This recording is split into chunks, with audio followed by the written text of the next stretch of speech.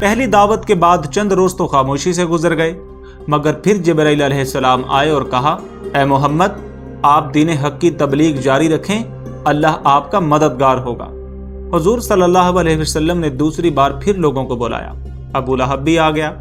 जब लोग इकट्ठे हुए तो आपने गुफ्तगू का आगाज किया। सब तारीफें अल्लाह ही के लिए हैं, मैं इसकी हम्द करता हूँ और इसी से मदद तलब करता हूँ और इस पर ईमान लाया और इसी पर तवक्कुल करता हूँ। मैं गवाही देता हूँ कि अल्लाह के सिवा कोई इबादत के लायक नहीं, जो यकता है, जिसका कोई शरीक नहीं। फिर आप सल्लल्लाहु अलैहि वसल्लम ने फरमाया, कौम का आगे रहने वाला शख्स कौम से कभी झूठ नहीं बोलता। मैं अल्लाह की कसम खाकर कहता हूँ जिसके सिवा कोई खुदा नहीं, मैं अल्लाह का पैगंबर हूँ, खुसूसन तुम्हारे लिए और सारी इंसानियत की तरफ बिल उमूम। खुदा की कसम तुम मर जाओगे जिस तरह तुम सोते हो और तुम्हें मरने के बाद दोबारा जिंदा किया जाएगा, बिल्कुल इसी तरह जिस तरह तुम नींद से बेदार होते हो। तुम्हारे अमाल का मुहासबा होगा और इसके बाद तुम हमेशा के लिए जन्नत में रहोगे या जहन्नुम में। आपकी जुबान से ये अल्फाज सुनकर अबू लहब ने बहुत बदतमीजी और बदइखलाकी का मुजाहिरा किया।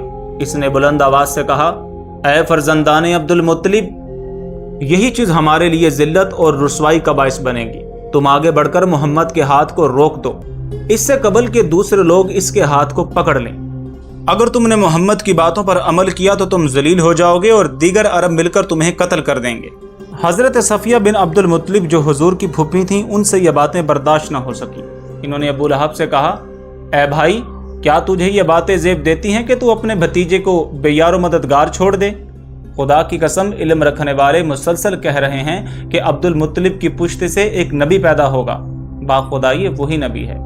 ये सुनकर अबू लहब ने कहा, सफिया, ये सारी बातें गलत फहमी पर मबनी हैं। मजलिस में मौजूद अबू तालिब ये सब कुछ सुनकर खड़े हो गए और ऐलान किया, जब तक हमारे जिस्म में जान है हम जरूर मोहम्मद की हिफाजत करेंगे। अबू लहब ने वहां सबको डराया धमकाया और ये कहकर गया कि मैं अपने बुतों की खातिर अपना जानो माल सब कुछ कुर्बान कर दूंगा।